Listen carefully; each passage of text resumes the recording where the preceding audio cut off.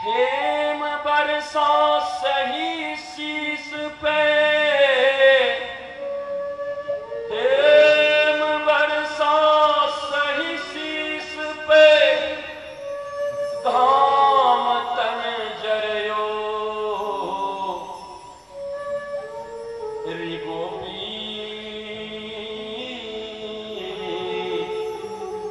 तब हमने बहुत भांति करयो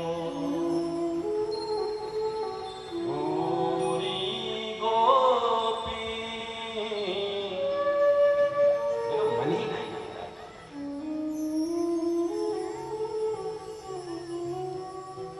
वो बंसी ने बताया कि ऐसे ही बंसी नहीं बनी।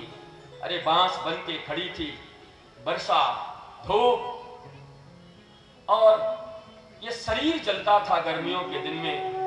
अरे गोपी, तू मुझसे ईर्ष्या करती है, तू कहती है कि हमेशा हरि की अधरों से लगी रहती हो। इसके बाद इतना ही नहीं हुआ, कहा फिर क्या हुआ?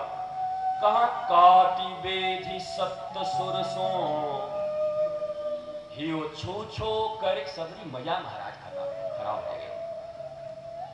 मैं ऐसो मूड वालों हूं, ये चाशनी की तार की तरह कथा होती है।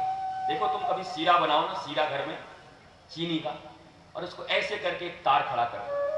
अगर न टूटे तो 3 घंटे तक न टूटे, और टूटे तो एक साधारण फूंक से टूट जाए। कथा भी ऐसे ही होती है महाराज। आपका सहयोग जैसा होगा वैसी ही कथा होगी। और फिर कहते हैं कि इतने से काम नहीं बना, फिर मुझे काटा गया। गरम लोहे के छड़ से मुझ में छेद की गई। बंसी बनाने में काटी बेधी सप्त सुरसों हियो छू छो करियो। कहा मैंने अपने पेट को खाली रखा था, छूछा किया था। मेरे पेट में कुछ नहीं था, मेरा कोई विचार नहीं था। मैं बस बंसी बनने के लिए तैयार थे। हे गोपी, इसीलिए तो गोविंद ने मुझे अपने अधरों पर लगाया है। तो बंसी बनना भी महाराज कोई साधारण बात नहीं है। बंसी ऐसे ऐरे गहरे नहीं बन सकते। नंद नंदन श्याम सुंदर के होठों पर परिवेष्टित होने वाली वो बंसी, वो वेणु, वो मुरली, वो कोई साधारण तपस्या करके नहीं आई। अनंत तपस्या है उसके महाराज। तो वो उतनी तपस्या के बाद तो परमात्मा श्री कृष्ण अपने होठों से उसको लगाते हैं। ऐसे ही इस दुनिया में श्री कृष्ण के अगर प्यारे बनने चाहते हो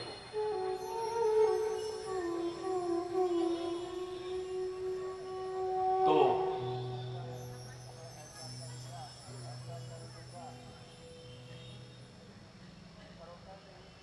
अनंत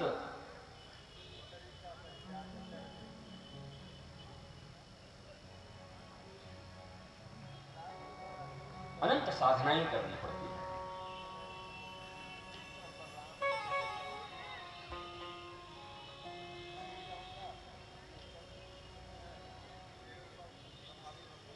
श्रीमद् भागवत का अर्थ है, श्री से शुरू होता है श्रीमद् भागवत। तुम जिनकी कथा सुनने आए हो पहले उनको तो जानना। आप सब यहां आए हो ना श्रीमद् भागवत का बोर्ड पढ़ के, श्रीमद् भागवत ज्ञान यज्ञ सप्ताह। तो श्रीमद् भागवत है क्या? देखो इसमें कई शब्द जुड़े हुए हैं और प्रारंभ होता है श्री शब्द से।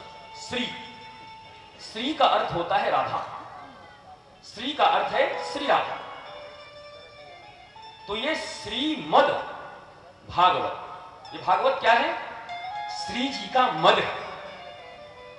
श्री जी का मद है, ये किशोरी जी का मद है। भैया इस दुनिया में बहुत प्रकार के मद होते हैं। किसी को काम का मद है, किसी को क्रोध का मद है, किसी को लोभ का मद है, किसी को मोह का मद है, किसी को अहंकार का मद है, किसी को ईर्ष्या का मद है। मद का अर्थ होता है एडिक्शन। इंग्लिश में जो समझते हैं समझो एडिक्शन। बोले ना ड्रग्स, ड्रग्स लेता है, ड्रग एडिक्टेड, तो एडिक्शन कहते हैं जिसके बिना रहा न जाए। तो श्री जी का मद है ये भागवत, अर्थात श्री जी भागवत के बिना नहीं रह सकती। और भागवत कौन है? प्रत्यक्षतः कृष्ण एव ही। भागवत कोई पुस्तक नहीं है, भागवत कोई पुराण ग्रंथ नहीं है। जो पुराण समझे, ग्रंथ समझे, वो पाप करता है।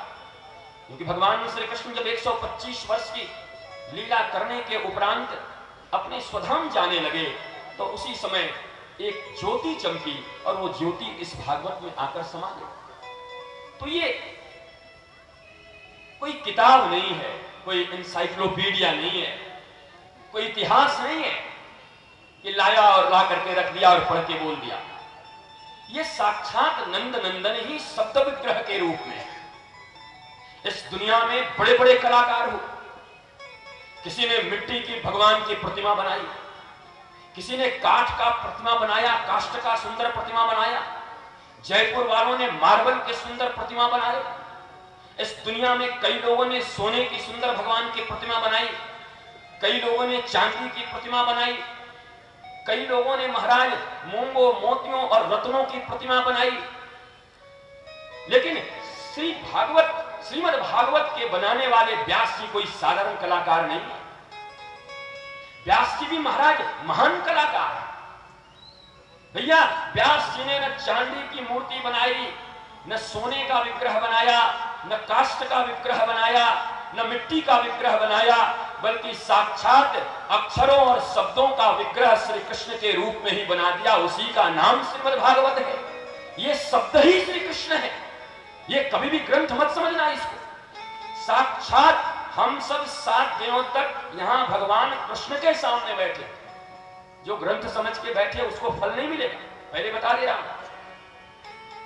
आप जब यहां बैठे हो तो इतना समझकर बैठना कि मैं साक्षात नंद नंदन भगवान श्री कृष्ण के सामने बैठा।